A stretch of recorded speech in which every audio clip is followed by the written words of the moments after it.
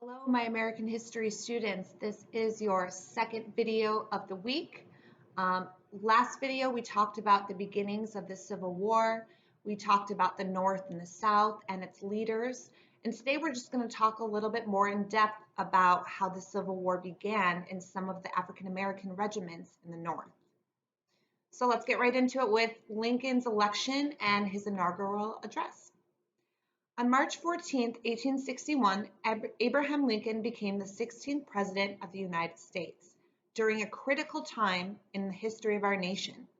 7 states had already seceded from the Union. Remember, seceded means to break apart, and tensions were high. However, in one of the most significant inaugural addresses in history, the President's voice of wisdom and peace was heard. His speech was an energetic show that the United States could and should exist in unity with all states under one government. So this is an excerpt from his speech. I have no purpose, directly or indirectly, to interfere with the institution of slavery in the states where it exists. I believe I have no lawful right to do so, and I have no inclination to do so. It follows from these views that no state, upon its own mere motion, can lawfully get out of the Union, that resolves and ordinances to that effect are legally void, and that acts of violence within any state or states against the authority of the United States are insurrectionary or revolutionary according to circumstances. I hold that in contemplation of universal law and the law of the Constitution, the union of these states is perpetual. In your hands, my dissatisfied fellow countrymen, and not in mine, is the momentous issue of civil war. The government will not assail you. You can have no conflict without being yourselves the aggressors. You have no oath registered in heaven to destroy the government, while I shall have the most solemn one to preserve, protect, and defend it. We are not enemies, but friends. We must not be enemies. Their passion may have strained. It must not break our bonds of affection. So that was part of his first inaugural speech. He was a great orator. And so he appealed to the states that were succeeding that he wanted to promote unity. If slavery was the main cause of the South breaking apart, then he wanted to fix that because his number one goal was to keep the United States united. Lincoln did not want a country split in two. During the address, he reassured those in the South that he had never had any intention of doing away with the institution of slavery where it already existed. However, he was firm in his stance that he would enforce the federal laws placed upon the states that had succeeded. Throughout his speech, Lincoln tried to show the people in the North and the South that his role was to preserve the government and that he was committed to defending the Union and not in search of a civil war.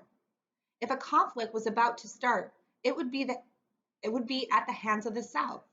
Near the end of his first inaugural address, he issues a warning to rebelling states that if they decide to start a war, the Union will respond with force as well. Sadly, 6 weeks after his speech was given, the shots fired at Fort Sumter were the beginnings of the Civil War. Neither side had wanted to go to war, but it happened anyway. As the war progressed, Abraham Lincoln understood that the country would either have to be all slave or all free to stop the fighting and preserve the Union. He chose to free enslaved persons in the rebelling states. Before the first shots were even fired, states had already taken sides. Events leading up to the war included the Dred Scott decision, John Brown's raid, and the Lecompton Constitution. We haven't talked about those specific events in detail, but I just want you to have that in the back of your head. Eventually, Southern states succeeded and drew a line in the sand. April 23, 1861, Fort Sumter. The first shots of the Civil War were fired in South Carolina at Fort Sumter. When South Carolina succeeded, armed forces there demanded that federal Fort Sumter was to be surrendered to the state. President Lincoln refused to surrender the fort and intended to resupply the fort as required. Consequently, Union ships met with Confederate gunfire.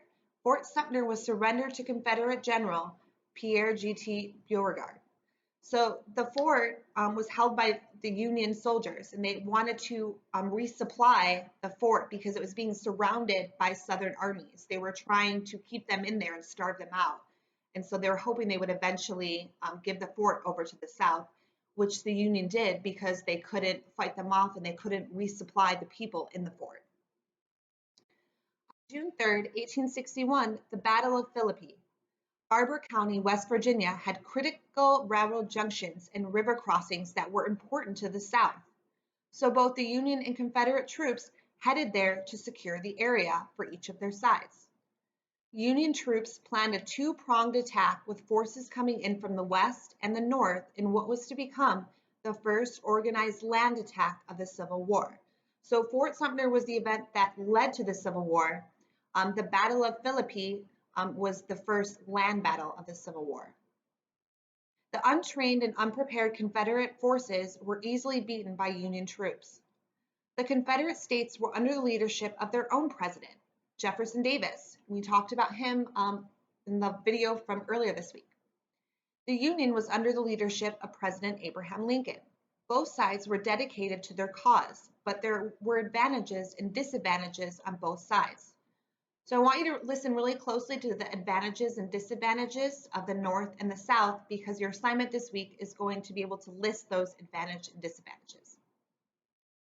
The Confederate forces had the advantage of being on home soil and generally fought a defensive war.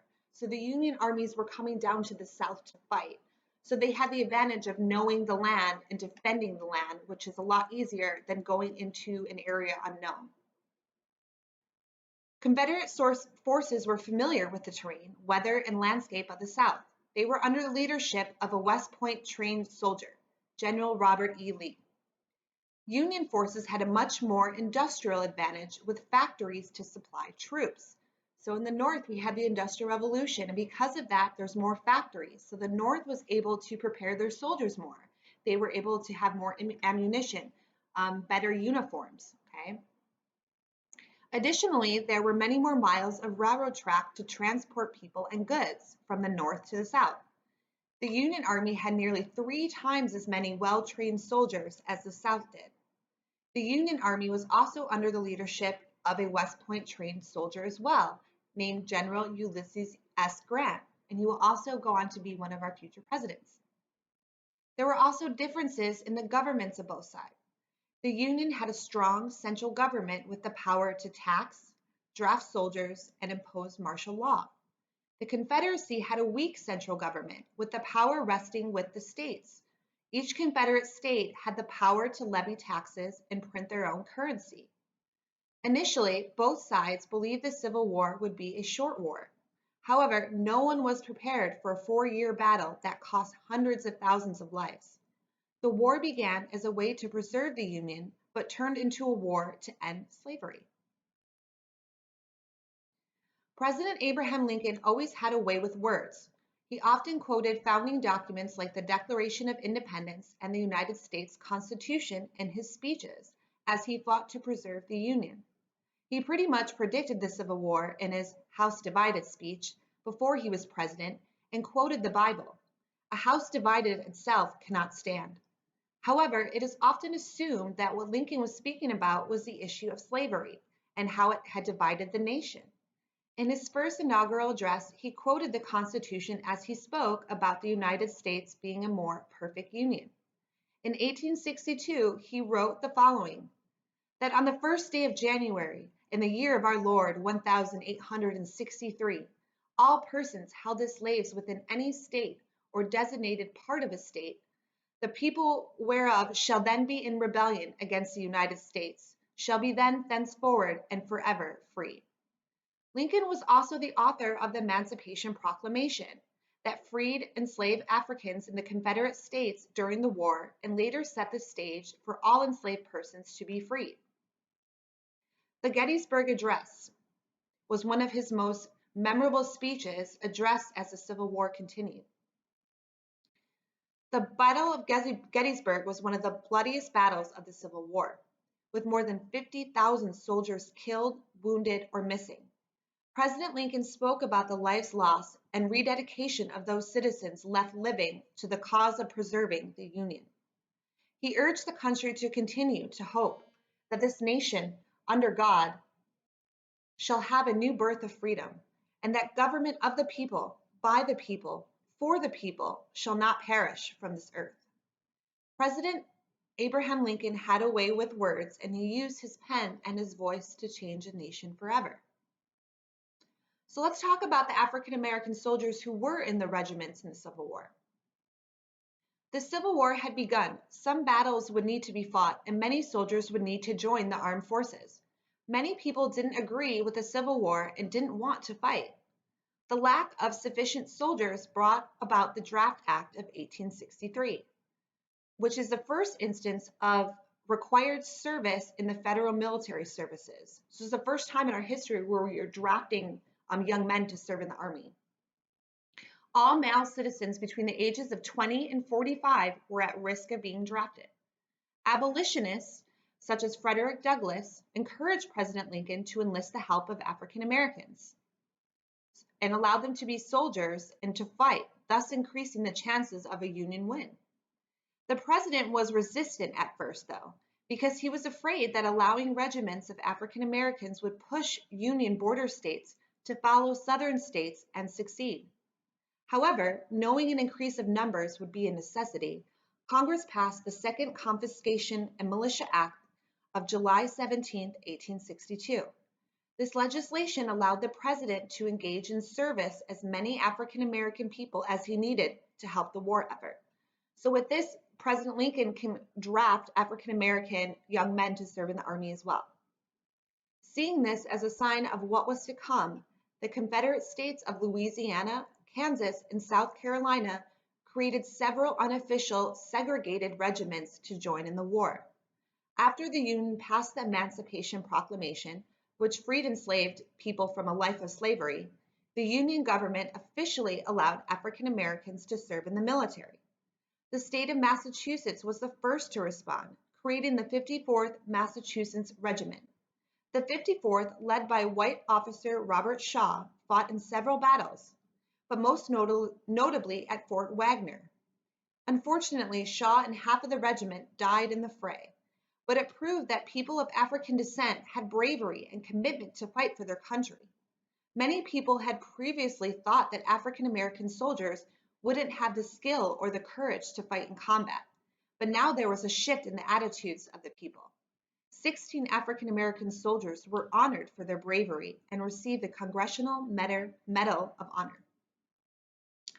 All right, so let's talk about Civil War technology. What kind of technology did they utilize during this war? There were many significant advances in technology during the Civil War that gave advantages to both sides of the conflict. While the telegraph was not a brand new invention, it was a vital form of communication for both sides that allowed real-time messages to be sent back and forth to front battle lines. This technology was especially beneficial to the North, as they were capable of laying many more miles of telegraph lines. At the same time, the railway system for both the North and the South made transportation of troops and supplies easier. Again, due to the industrial nature of the northern states, the rail system was far superior to that of the agricultural South. There were also significant advances in weaponry during the Civil War. Initially, both sides used smooth-barreled muskets with low range and lower accuracy. However, with the introduction of the rifle to soldiers, as well as grooved bullets called the minet, the accuracy and range vastly improved. Soldiers in the industrial North were fortunate enough also to have access to new guns called repeaters that were able to reload automatically and fire 7 rounds within a 30-second time frame. Naval technology had also improved. Early on in the war, the Union introduced its ships clad with iron for protection. These are called ironclads. They came equipped with at least one turret on a rotating platform that was able to shoot in any direction. These vessels helped in the blockade of Charleston Harbor. The Confederacy had also brought in a naval innovation, the H.L. Hunley submarine, a hand-cranked submarine designed to come under the blockade and torpedo the Union ships. The Hunley was successful in its assignment, being the first to sink a Union warship. However, the crew members in the Hunley did not return from their mission. All right, so we talked about the differences, the advantages and disadvantages of the North and the South. We talked about Lincoln being a great orator and how he used influence from the Declaration of Independence and the Constitution in his speeches to help motivate people to fight. And then we talked about some of the technology during the Civil War. So your assignment this week is going to be to scroll down and click on the link, and it is going to take you to a worksheet called Who Had the Upper Hand. You're going to talk about the Confederate Army advantages and the Union Army advantages. So if you listen to this whole video, you should be able to have a lot to write down, okay? So that's what your assignment is this week. You can email me back your answers, or you can show it to me in our Zoom meetings on Friday morning at 9:30. So remember, if you complete both video assignments this week, you're going to be entered to win a $25 gift card, okay? Also, if you follow the Big Five in our Zoom meetings and you're being respectful and participating, that's another way to be entered to win a $25 gift card. Also, another way is to make sure you're completing all your con assignments online or your worksheets for another chance to win. All right, so I look forward to hearing your answers about the advantages of the Union and the Confederate Army, and I will see you guys over Zoom. Bye.